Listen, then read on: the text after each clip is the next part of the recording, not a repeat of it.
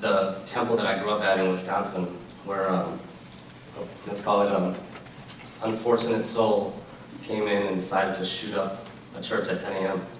And my father was one of the victims. And he was the president of the temple. He took all his money that he saved up and helped form a temple to help other Punjabi people and Indian people come to this country. And he gave up that ghost that day. But it's not a sad story, because in our culture, we don't believe you die. We don't believe you end. We believe that you become one with the cosmos and you go in one current. There's a word we have called Ekumkar. It means one God, one current. So we're all on this little pebble of earth, flying around this current. So his energy sometimes comes down and up or whatever. So having that background, I met a gentleman named Dr. Stephen Greer. And I met him through my studies of documentaries and other interesting stories, but mostly through science and technology. And it was a good meeting the first time we met. He gave me such a brain dump that I had to go home and my wife can attest, I spent about 4 nights just studying online. Okay, what's going on? I might not know about this stuff. So, we decided after a long while to make a documentary about his life and his 22 years of research and work and experience and experiential experience. And it's been an amazing ride for the documentary thus far. I want to say a couple things before I introduce Dr. Greer. 2 people really made this night happen beyond you guys and all the other people who worked. The person who's running the AV is our assistant editor, and she's been doing an amazing amount of work and a lot of stuff, so I'd just like to give her a round of applause.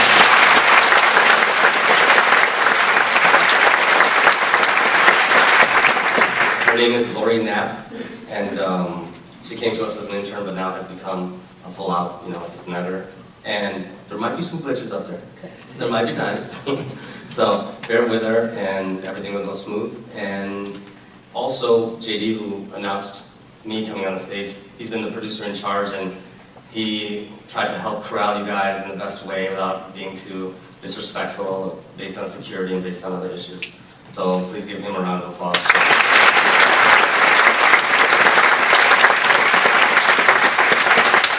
And without further ado, 22 years of experience, maybe more, we don't know how many lifetimes, right?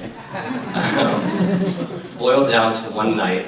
I think this is an amazing night because when Dr. Greer talks, he has so much knowledge and information. He drops a lot of names, he drops a lot of events, and without seeing an image, I don't think the human psyche can gather that info in one morsel. And so tonight is a special night because he's about to do that for you guys. You're the first 520 people in the nation to see this, and I think we're all part of a very special evening. So without further ado, Dr. Stephen Greer.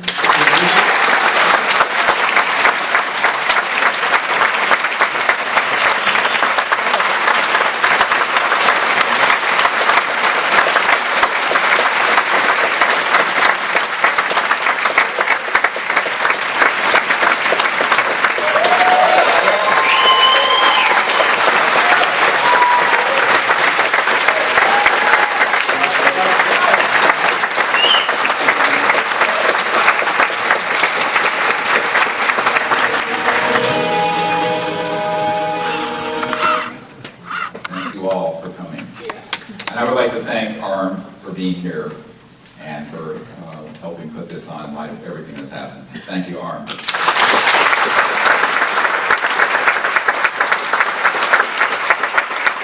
want to acknowledge the amazing people here that are here. Dr. Jan Bravo for helping me.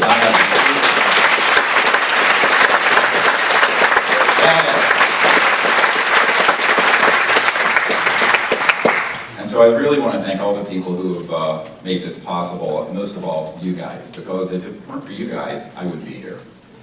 All right? So this is a crowd-funded movie about the most important subject and the biggest story never told. And it's not going to be done except that we're going to do it all together. And so I really, from my heart, want to thank you. So a big round of applause for all you guys. Thank you very much.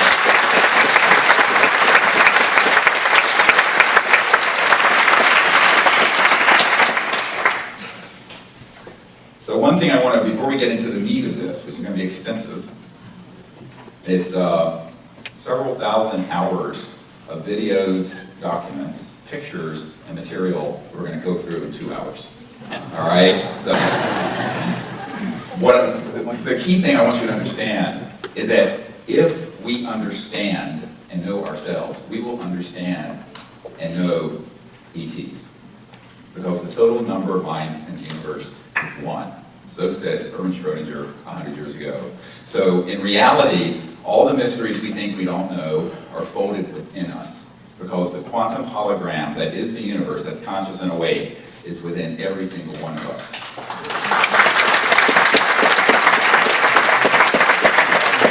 Now, we have now over 4,000 cases of extraterrestrial vehicles that have landed. Not 40, 4,000. We have, in fact, 3,500 pilot cases where there's been radar confirmation, etc.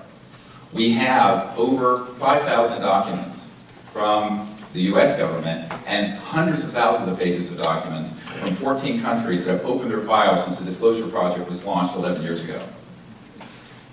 And yet, this isn't on CNN every night. And we're going to talk about why that is. But when you hear the full story of what has happened in this journey of the last 50 to 100 years of the United States and the world that no one knows about, if you're going to first probably be irritated. And as Gloria Steinem once said, the truth will set you free. But first it'll piss you off. And so we're going to go through all of that. But when we're done, we're going to cover not just the information and the evidence, which is overwhelming, but the implications, the new energy systems, and most importantly, the science of the next 1,000 years, the science of consciousness. And this is really the big breakthrough that we should all be dealing with that no one's talking about yet, but we're going to cover it tonight. We have, in the Disclosure Project, 500 military intelligence corporate witnesses to ET and UFO events. And over the years, what I have learned from these very heroic men and women, over 100 of whom have gone on videotape, is that the way this is managed has subverted the United States of America in the most daunting way. But not only that, it has subverted the progress of humanity for almost 100 years. So I want you to understand that if you look at the ancient history, for example, of this is nothing new. I would say we have never been alone, and we will never be alone. But it's all been hush-hush. And if you look, you will see in the ancient materials, and you can put up some pictures of some artwork, and in one of these pieces of art, you're going to see a beautiful, and this is hundreds of years old. So if we go to this one, here's Mother Mary. What's this behind her left shoulder? This is from the, I believe, 1400s. I don't have the data. I'm going to show the whole thing. Maybe the video's not working. But anyway, this is the kind of thing that is in every culture and has been in every culture for literally thousands of years. From the Vedas with the Vimanas to the Nazca lines to, I don't know if we have any of these images as I'm speaking. Anyway, maybe it's frozen.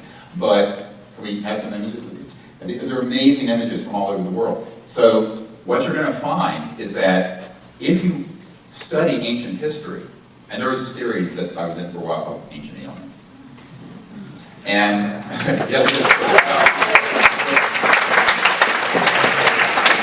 the astonishing thing about this is that the evidence for the fact that the Earth has been visited for thousands of years is laying out in plain sight. And years ago, a guy who works for the CIA said to me, you know, Dr. Greer, it's all hidden in plain sight. We just don't want to draw attention to it. Set up a diversion. Keep people fat, keep them happy, keep them diverted. It's what he called bread and circus. Like in the Roman era, just throw the bread out to the people and keep them entertained with dribble and shock and nonsense. That's, unfortunately, the sort of thing that has taken the place of news and information. And so what we have to do as a people is say, all right, enough of that. That's interesting for like 30 seconds. But now it's time for us to get really serious and talk about why this is being kept so secret. And the issues are not just scientific and technological and financial, but they're theological, consciousness, and spiritual. They cross the whole gamut. And this is why, if we begin to really study this, we'll understand that the disclosure of this information will have an effect in the world that will be beyond our wildest imagination, and it will happen in this generation, today, here, now, in our lifespan.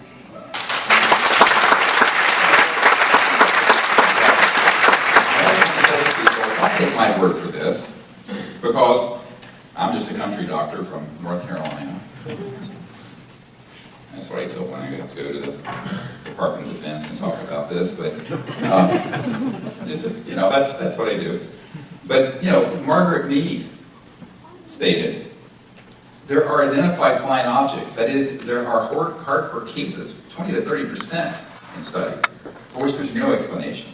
We can only imagine what purpose lies behind the activities of these quite harmlessly cruising objects that time and again approach the Earth. The most likely explanation, it seems to me, is that they're simply watching what we're up to. If you look at the first CIA director, a man named Roscoe Hillenkoetter, this is from 1947, and he, if you put this up here, it is time for the truth to be brought out. Behind the scenes, high-ranking Air Force officers are soberly concerned about the UFOs, but through official secrecy and ridicule, many citizens are led to believe the unknown flying objects are nonsense. Now notice here, official secrecy and ridicule. An Air Force officer told me a few years ago, it's really through the ridicule of the subject that this has been kept secret. Because people don't want to be called a kook or Governor Moonbeam. All right, or what have you. But the truth is that this is taken very, very seriously in scientific and very senior circles. Many of our presidents have commented on this. And you have, President Jimmy Carter stated when he was running for president, if I become president, I will make every piece of information this country has about UFO sightings available to the public and the scientists, and I am convinced that UFOs exist because I have seen one. Don't take my word for it. We have General Nathan Twining, the commanding general of the Air Material Command, who wrote the following. It is my opinion that the phenomenon reported is real and not visionary or fictitious. There are objects probably approximating the shape of a disk of such appreciable size as to appear to be as large as man-made aircraft. We'll get into that. There's a possibility that some of the incidents may be caused by natural phenomena such as meteors. However, the reported operating characteristics such as extreme rates of climb, maneuverability, particularly roll, and action, which must be considered evasive when sighted or contacted, lend belief to the possibility that some of the objects are controlled either manually, automatically, or remotely. The CIA director from 1950 said, the CIA has reviewed the current situation concerning the unidentified flying objects, which have created extensive speculation in the press and have been the subject of concern to government organizations. And it goes on and on and on. What you find when you look at all of these people, dating from the World War II period to today, is that, yes, it is the subject of a lot of jokes, and it's the subject of a lot of Hollywood movies. But when I've met with people at the Pentagon, the CIA, and Congress, it's taken very seriously. However, from 1955 to now, what happened is that this whole subject got taken out of the chain of command of the people who you think are running the United States government, the government of the United Kingdom, and France, and all the other nations on the planet. And this is a situation which, when you look at the history, creates a major problem in governance and how we're going to go forward as a civilization.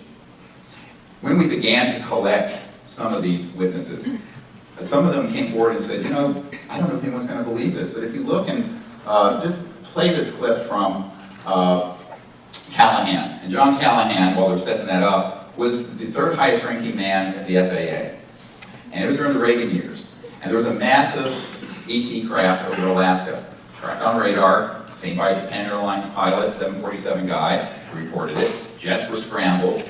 And he had all of this data that came in to the Accidents and Investigations Division of the FAA.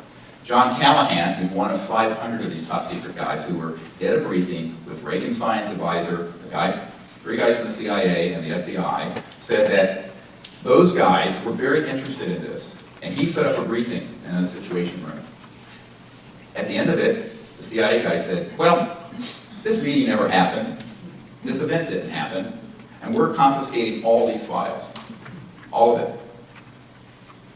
And he says, oh, yes, sir, handed all over boxes and boxes of data, which I have in my archive. Because what John Callahan did is that he didn't tell them that the originals were still in his office, and when he retired, he came forward as a whistleblower and a patriot and gave them to the Disclosure Project.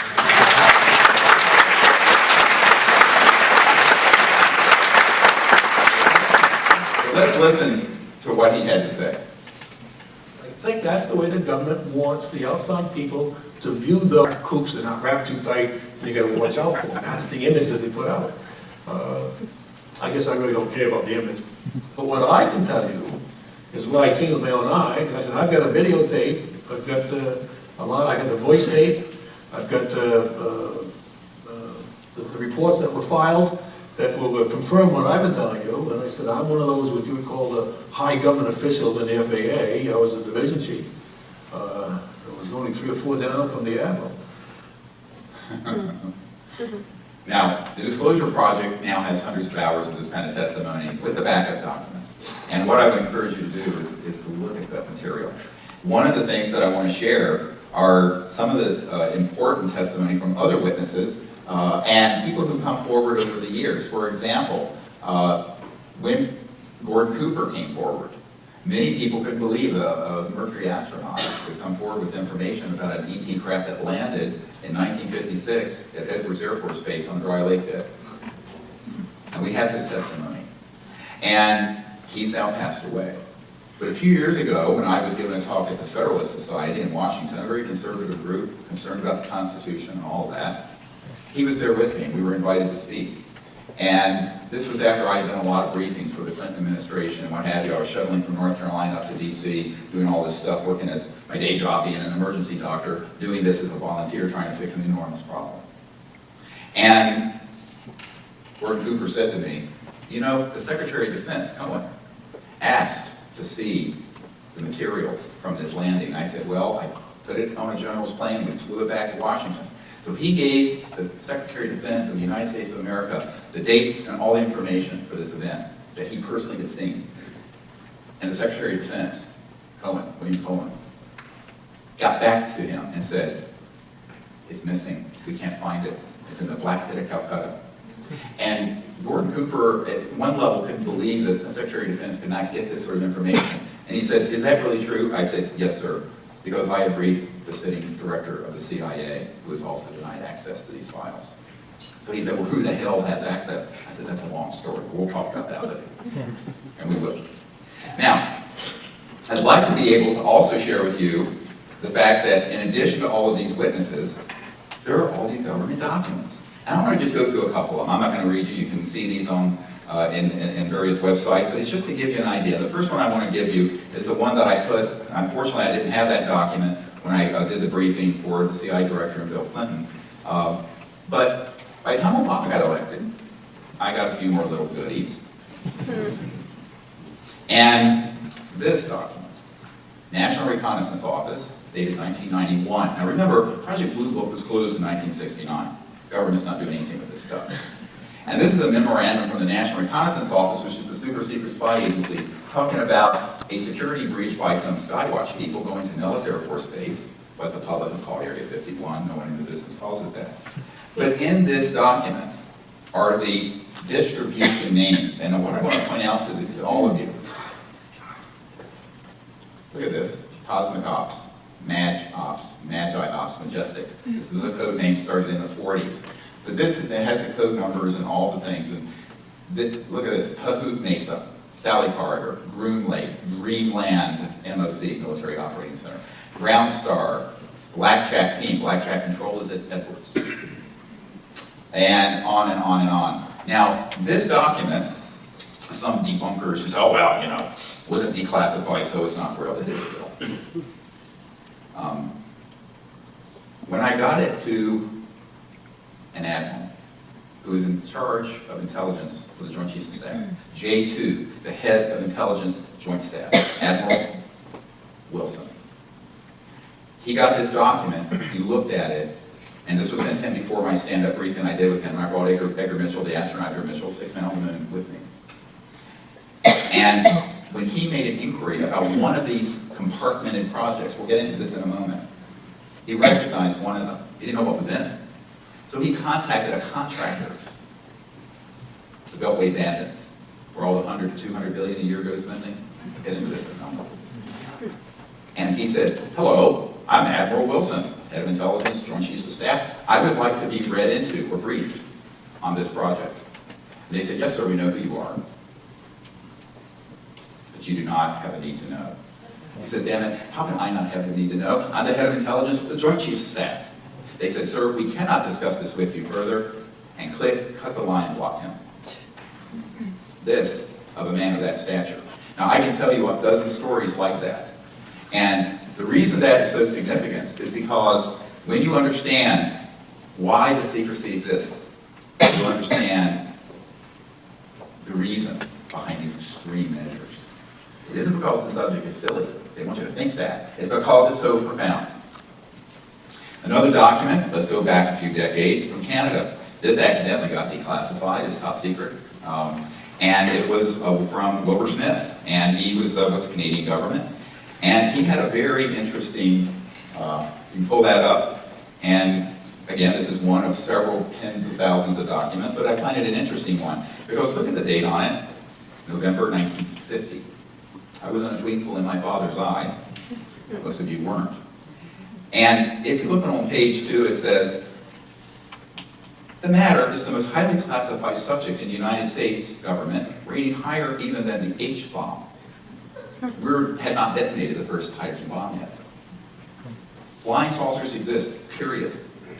And then C, their modus operandi is unknown, but concentrated effort is being made by a small group headed by Dr. Vannevar Bush. This is the man who headed up the Manhattan Project that developed the atomic bomb that we dropped on Hiroshima and Nagasaki. The entire matter is considered to be the United States authorities to be of tremendous significance, and it goes on. I have a whole book of stuff from this man, Wilbur Smith. And so then you begin to realize, gee, I wonder, if there are this many smoking gun documents, what kind of things are out there that maybe haven't been released? Well, I have a few thousand of them. Now, I want to say something here to make a distinction between what disclosureproject.org is doing and people who just go in and hack a computer. The only things we've released are from projects that we can prove in a court of law are illegal and criminal.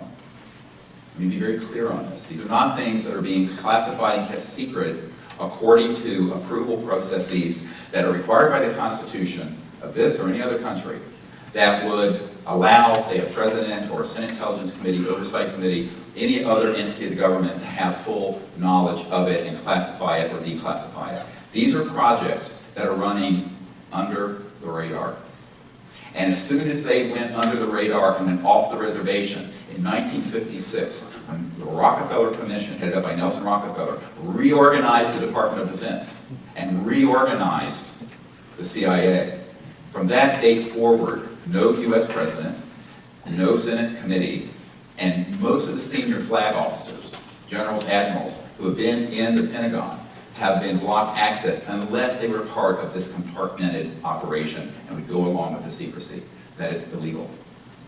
We're going to talk about this in a moment, the difference between misguided secrecy and illegal secrecy.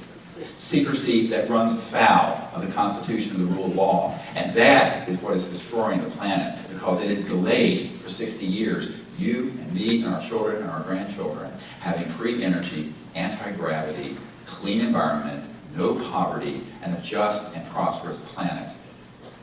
All right?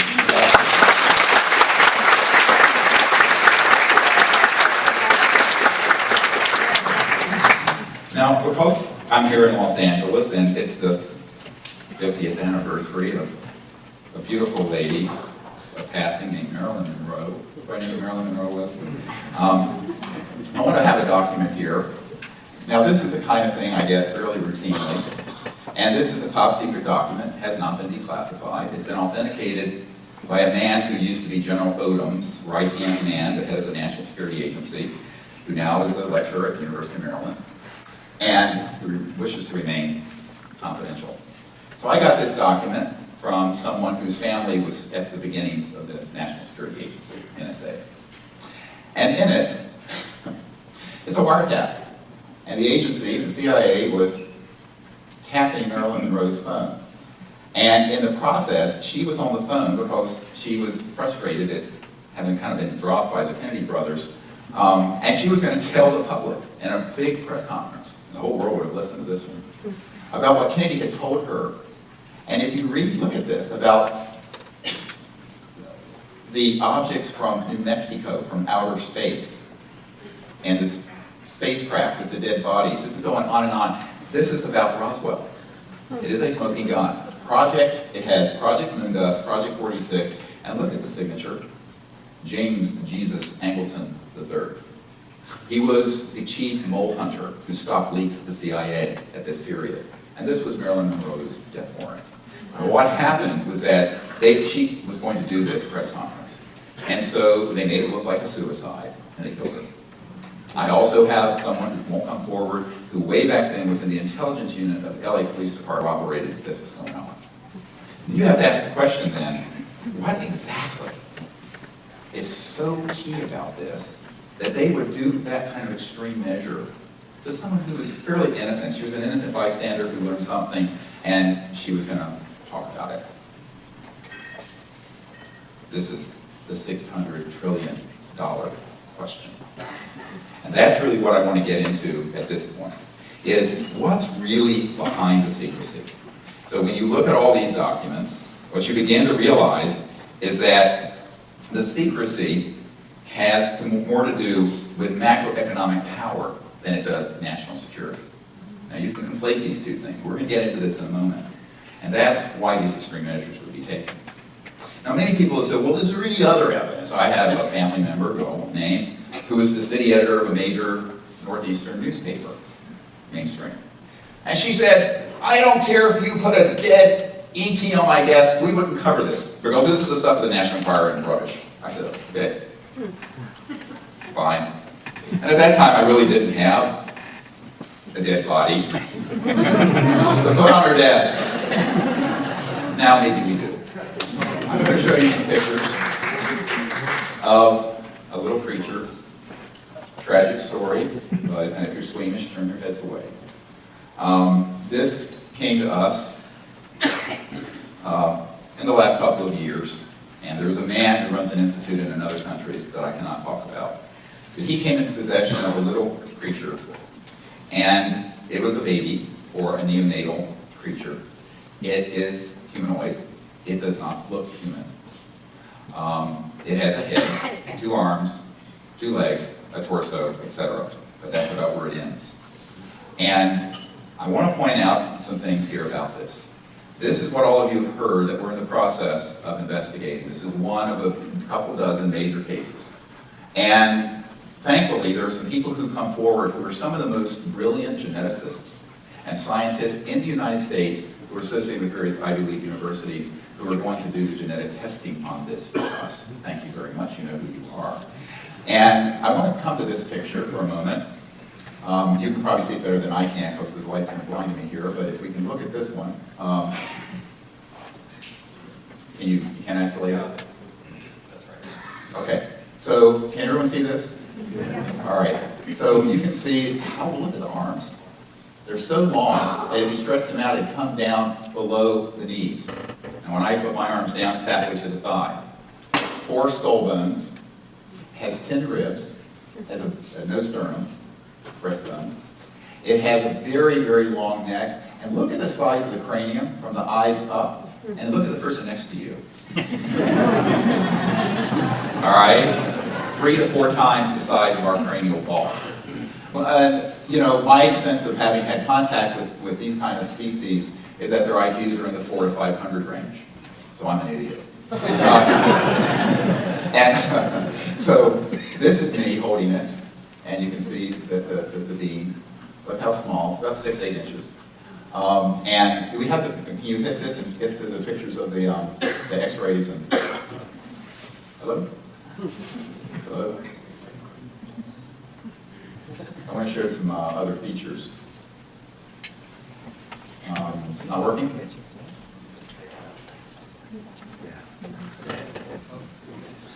think you have to hit this or something. All right, there we go. I think I just woke someone up. Sorry. But look at the internal structure. Now, what we're going to do in the next few weeks is get an MRI of this, really good MRI, and some other X-rays. We'll just go on to the next ones. And next. I apologize, but I have no control over this stuff. No, it's a different case altogether. I do apologize. Can we get these pictures back up? I call this EB, it stands for extraterrestrial biological entity. And what's fascinating about this being is that when you look at it, I was only the third person ever to hold it. It's a biological organism, number one. This is not plaster of Paris. It's known about it. The moment of silence was for the temple that I grew up at in Wisconsin, where, let's call it, unfortunate soul came in and decided to shoot up a church at 10 a.m. And my father was one of the victims. And he's the president of the temple. He took all his money that he saved up and helped form a temple to help other Punjabi people and Indian people come to this country. And he gave up that ghost that day. But it's not a sad story, because in our culture, we don't believe you die. We don't believe you end. We believe that you become one with the cosmos and you go in one current. There's a word we have called Ekumgar. It means one God, one current. So we're all on this little pebble of Earth, flying around this current.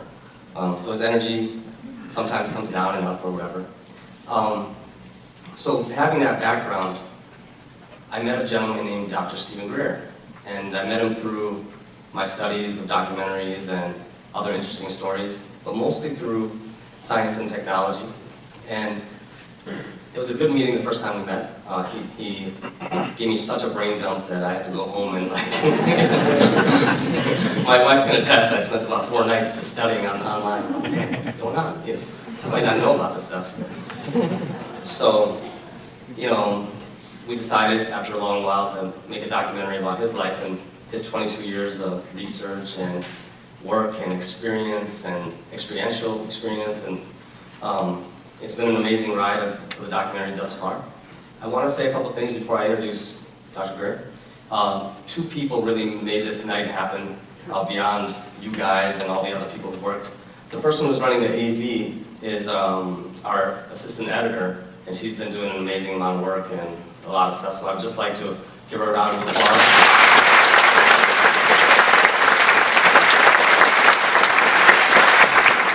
Her name is Lori Knapp, and she came to us as an intern, but now has become a full-out, assistant editor. And there might be some glitches up there. There might be times. So bear with her, and everything will go smooth. And also, JD, who announced me coming on the stage, he's been the producer in charge, and he tried to help corral you guys in the best way without being too disrespectful based on security and based on other issues. So please give him a round of applause.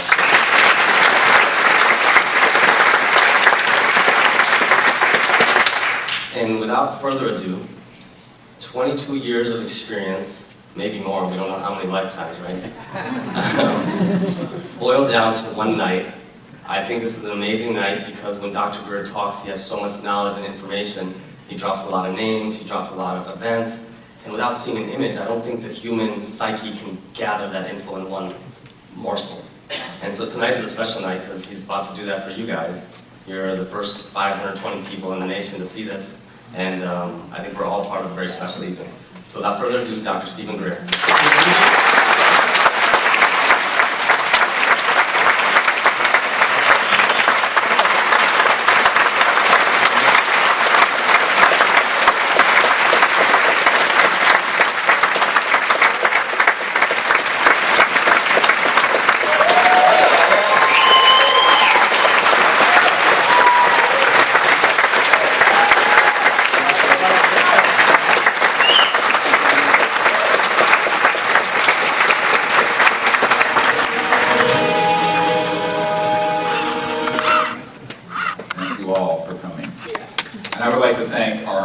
Being here and for helping put this on in light of everything that's happened. Thank you, Arm.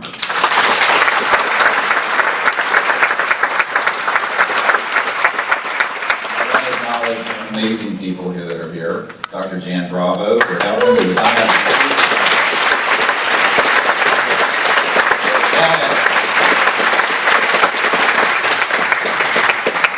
And so I really want to thank all the people who have made this possible, and most of all, you guys, because if it weren't for you guys, I would be here. All right? So this is a crowd-funded movie about the most important subject and the biggest story never told. And My wife can attest, I spent about 4 nights just studying online. Okay, what's going on? You might not know about this stuff. So, we decided after a long while to make a documentary about his life and his 22 years of research and work and experience and experiential experience. And it's been an amazing ride for the documentary thus far. I want to say a couple of things before I introduce Dr. Greer. 2 people really made this night happen beyond you guys and all the other people who worked. The person who's running the AV is our assistant editor, and she's been doing an amazing amount of work and a lot of stuff, so I'd just like to give her a round of applause.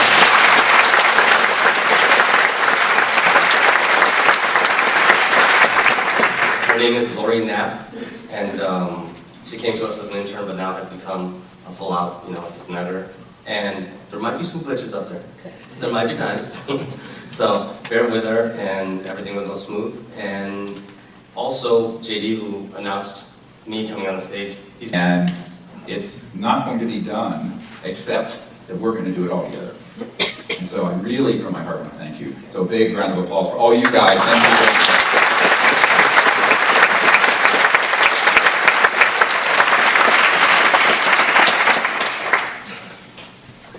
So one thing I want to, before we get into the meat of this, which is going to be extensive, it's several thousand hours of videos, documents, pictures, and material we're going to go through in 2 hours. All right? So the key thing I want you to understand is that if we understand and know ourselves, we will understand and know ETs. Because the total number of minds in the universe is 1. So said Erwin Schrödinger 100 years ago. So in reality, all the mysteries we think we don't know are folded within us, because the quantum hologram that is the universe, that's conscious and awake, is within every single one of us. I've been the producer in charge, and he tried to help corral you guys in the best way without being too disrespectful based on security and based on other issues. So please give him a round of applause.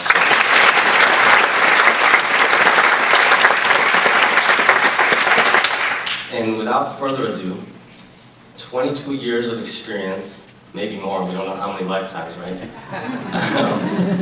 Boiled down to one night.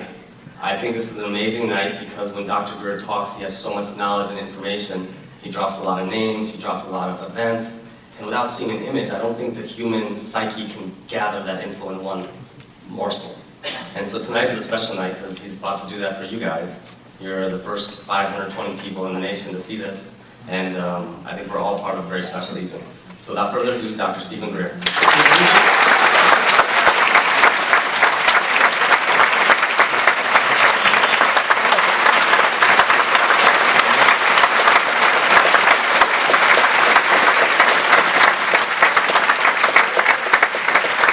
The temple that I grew up at in Wisconsin, where, let's call it an unfortunate soul came in and decided to shoot up a church at 10 a.m. And my father was one of the victims. And he was the president of the temple. He took all his money that he saved up and helped form a temple to help other Punjabi people and Indian people come to this country. And he gave up that ghost that day. But it's not a sad story, because in our culture, we don't believe you die. We don't believe you end. We believe that you become one with the cosmos and you go in one current. There's a word we have called Ekumkar. It means one God, one current. So we're all on this little pebble of earth flying around this current. So his energy sometimes comes down and up or whatever. So having that background, I met a gentleman named Dr. Stephen Greer. And I met him through my studies of documentaries and other interesting stories, but mostly through science and technology. And It was a good meeting the first time we met. He gave me such a brain dump that I had to go home and like...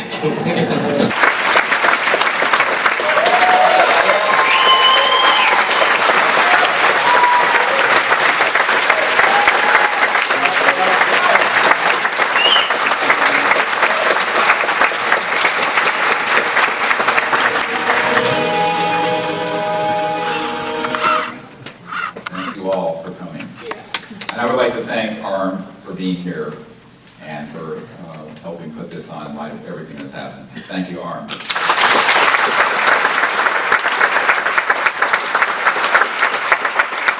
want to acknowledge amazing people here that are here. Dr. Jan Bravo for helping me.